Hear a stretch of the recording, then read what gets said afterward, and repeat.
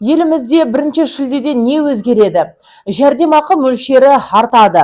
Мүгедектік бойынша асыраушысынан айырылған жағдайы бойынша арнайы әлеуметтік жәрдемақылар орта есеппен 14,5%-ға арттыру көзделген. Еңбек кодексіне сәйкес 1 шілдеден бастап елімізде 4 күндік жұмыс аптасы іске қосылады.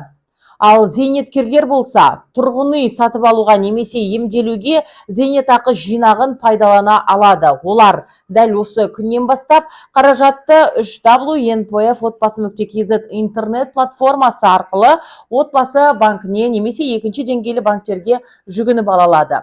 Сонымен қатар коммуналдық қызмет тарифі көтеріледі. Жылумен жабдықтау қызметкерінің құны халық үшін 20%-ға, кәсіпкер үшін 30%-ға, бюджеттік ұйымдарға 36%-ға дейін қымбаттайды.